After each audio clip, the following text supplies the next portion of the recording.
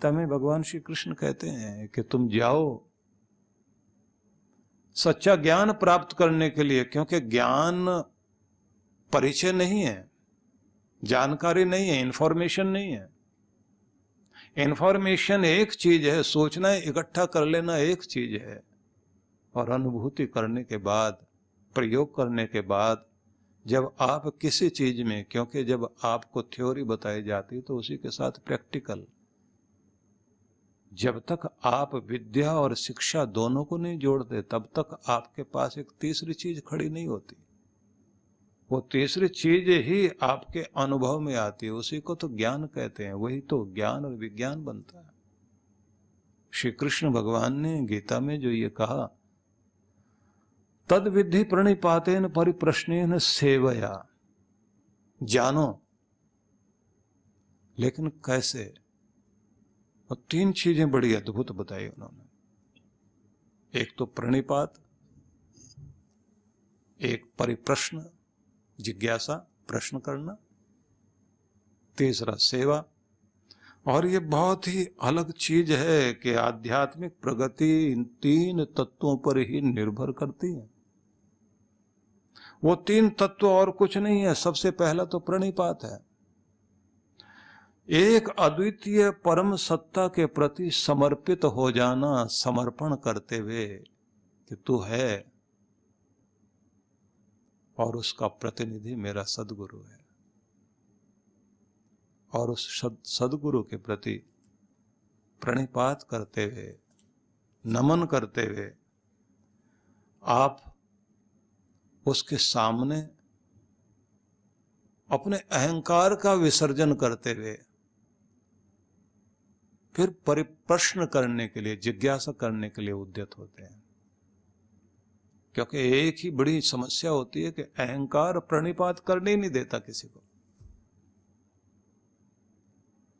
अगर हम प्रणिपात को भी और थोड़ा समझें, जो साष्टांग प्रणाम करते हैं ना, दंडवत प्रणाम, तीन चार तरह से लोग करते हैं। एक वो कि जब घुटनों के बल बैठकर आप सिर जमीन तक लगाएं और दोनों हाथ आगे ले जा करके प्रणाम करें। एक वो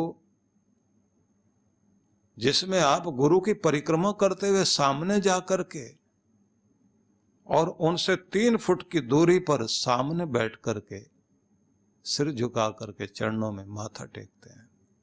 एक वो होता है जिसमें आप पूरा दंडवत प्रणाम करने के लिए साष्टांग, समस्त अंगों से सारा शरीर आपका भू लुंठित हो गया, जमीन पर अपने को गिरा कर आप प्रणाम कर रहे हैं।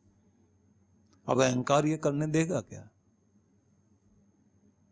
क्या कहेगा कोई? सबके सामने अच्छे बड़े कपड़े पहने हुए हैं और प्रणाम करने लगे, लोग कहेंगे बुद्धि खराब है। ज्यादा कुछ करना है तो बस वहीं से हाथ जोड़ लो। अहंकार कभी भी आपको प्रणाम करने नहीं देता, वो झुकने ही नहीं देगा। जो झुकने ही नहीं देगा तो फिर जिज्ञासा कहां से होगी, और जिज्ञासा नहीं होगी तो फिर आप सेवा क्या करोगे? श्री कृष्ण भगवान ने इस तरफ आने के लिए यह बड़ा अद्भुत संदेश दिया है कि तुम्हारी आध्यात्मिक प्रगति के लिए सर्वप्रथम तुम्हें 3 चीजों से होकर गुजरना पड़ेगा। और वो 3 चीजें क्या है? तद विद्धि, वो जानो, वो ज्ञान जिसे तुम पाने के लिए, ऋते ज्ञानान्न मुक्ति, जिसके बिना व्यक्ति की मुक्ति नहीं होती, दुखों से छुटकारा नहीं होता। सा विद्या या विमुक्त, विद्या वही है जो आपको मुक्त करे, स्वतंत्र करे, मजबूरियों से ऊपर उठा दे, दुखों से, परेशानियों से ऊपर उठा दे। तो उसे जानने के लिए जाओ गुरु के पास, और क्या करना? प्रणिपात।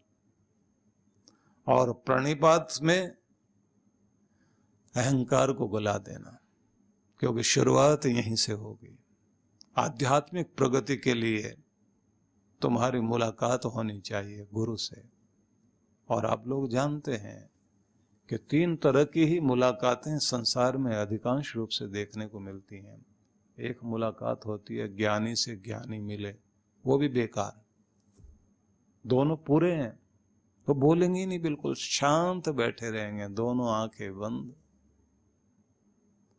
और दोनों ही अपने अंदर से तृप्त, और दोनों एक दूसरे के सामने इतने झुके हुए, इतने विनम्र, दिखाई देता है कि मेरा अपना आपा ही सामने बैठा हुआ है।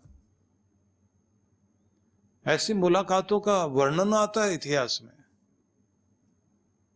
कि सैकड़ों शिष्यों को लेकर के 2 गुरु काशी में जाकर मिले, और 3 दिन तक शिष्यों ने उनको बैठाया किसी तरह से, इसलिए कि बस चर्चा होगी अब, और तीनों ही चुप बैठे रहे। और बाद में शिष्य लोग बोलने लगे, महाराज कुछ तो होता। बोले ये भी घड़ा भरा हुआ है, ये भी घड़ा भरा हुआ है, तो जो आधा खाली होता उसी में आवाज आती है। तो इसलिए कहते हैं ज्ञानी, पूर्ण ज्ञानी 2 मिल जाएं तो दोनों शांत, और 2 अज्ञानी मिल जाएं तो वहां भी कोई फायदा नहीं है। फायदा कहां है? ज्ञानी और अज्ञानी दोनों सामने हो, लेकिन जो अज्ञानी है उसे ये एहसास होना चाहिए कि मैं अज्ञानी हूं। बुद्ध से जब आनंद ने ये पूछ लिया कि आप एक प्रश्न मेरा जरूर उत्तर देना, शिष्य नीचे बैठे और गुरु ऊपर बैठे, ये बात समझ नहीं आती, जबकि गुरु तो उसे अपने जैसा बना लेना चाहता है, अपने बराबर कर लेना चाहता है, उसका दिया जलाना चाहता है, उसको एक रूप में ले आना चाहता है। फिर ये ऊंचे नीचे वाली बात नहीं समझ में आई। बुद्ध बहुत शांत भाव से, मुस्कान बिखेरते हुए और मंद स्वर से समझा रहे हैं, सुनो आनंद, ज्ञानियों की अपनी मुस्कान होती है, वो इसलिए नहीं कि किसी के मजाक उड़ा रहे हैं। बहुत लोग ज्ञानियों की तरह से मुस्कुराते जरूर हैं, लेकिन होते नहीं। तो उन्होंने कहा कि सुनो आनंद, तुमने झरने से पानी पिया है? आनंद ने कहा जी हाँ पिया है। तो झरने के ऊपर खड़े होके पिया या नीचे? बोले ऊपर खड़े होके कौन पी सकता है। उन्होंने कहा कि जिसने अमृत पीना है उसे नीचे की तरफ ही आना होगा, वर्षा तो ऊपर से ही आती है ना। अंबर बरस रहा है, गुरु अंबर है, उसे बरसना है, और जिस पर बरसना है, जिसने पाना है, उसे नीचे बैठना होगा। और ये नीचे बैठने का मतलब सिर्फ ये नहीं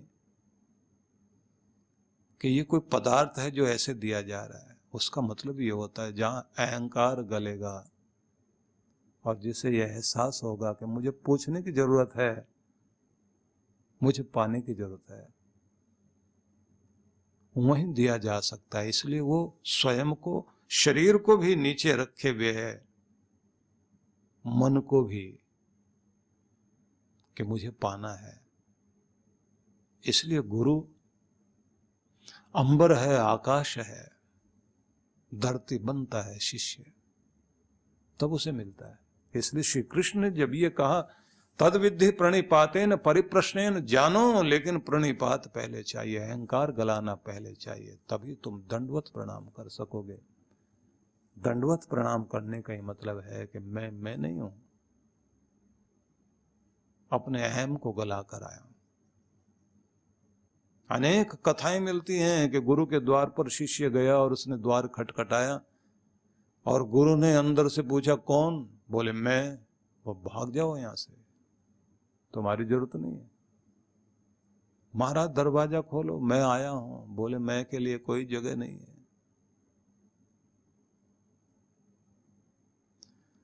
और कई वर्षों के बाद फिर जब शिष्य आया और दरवाजा खटखटाया तो पूछा कौन? बोले यही तो जानने आया हूं कि मैं हूं कौन, मुझे अपना पता ही नहीं है। और गुरु ने द्वार खोल दिया कि आ जाओ। जहां जिज्ञासा है उसे तो दिया जा सकता है। इसलिए मैं आपसे निवेदन करना चाहता हूं कि आध्यात्मिक पथ पर जाने के लिए यह एक मार्ग श्री कृष्ण ने पहले दिया, तद्विद्धि प्रणिपातेन, और फिर आगे कहा परिप्रश्नेन। अब जिज्ञासा का स्थान है, और जिज्ञासा जानने की इच्छा। अब जानने की इच्छा है, लेकिन अंदर से। ये जानने की इच्छा क्या? बोले जिज्ञासा है। जिज्ञासा मतलब पिपासा। पिपासा मतलब प्यास, पाने की, पीने की इच्छा। भोजन की इच्छा रोकी जा सकती है, पिपासा रोकना बड़ा मुश्किल काम है। प्यास लग रही है, और जब प्यास लगती है तो प्राणों पर बात आ जाती है। तब तो आप पानी ढूंढने के लिए व्याकुल हो जाते हैं, इधर उधर कहीं भी पानी मिले तो मुझे पानी चाहिए। तो जिसके अंदर प्यास लगी उसी को तो भक्त कहते हैं, वही तो शिष्य है। और जिसे थोड़ी बहुत नहीं, पूरी प्यास लगी हो तो 10 काम छोड़ेगा वो। और राजा ने बहुत सारे प्रश्न किए थे अपने गुरु से, और गुरु ने उन सब का उत्तर देते देते एक कमाल की बात कही कि राजन, एक बात बताओ। कहने के लिए कहा जाए कि तुम्हारा राज्य बहुत कीमती है, धन बहुत कीमती है, लेकिन अगर तुम कहीं रेगिस्तान में भटक जाओ और रहो अकेले और पानी ना मिले, और अचानक एक आदमी सामने आए और वो ये कहे कि मेरे पास 1 गिलास पानी है, और तुम कहो कि जान निकलने वाली है मेरी, दे दो मुझे पानी, और वो कहे बदले में क्या दोगे? तो तुम बताओ क्या दोगे? तो राजा कहता है, मैं उसे कहूंगा तू आधा राज्य ले ले मेरे से, लेकिन मुझे 1 गिलास पानी दे दे। और अगर वो फिर भी मना कर दे नहीं, और तुम दौड़ के छीनना चाहो तो उठा के पानी नीचे गिरा दे, तो उसने कहा कि मैं उसे कहूंगा, भैया मैं फिर से अपने आप को कुछ न कुछ और तरीका करके कुछ और कमा लूंगा, जी लूंगा, तू मेरा सारा राज्य ले ले, 1 गिलास पानी दे दे।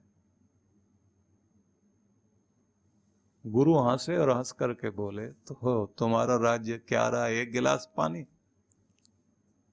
बस इतना?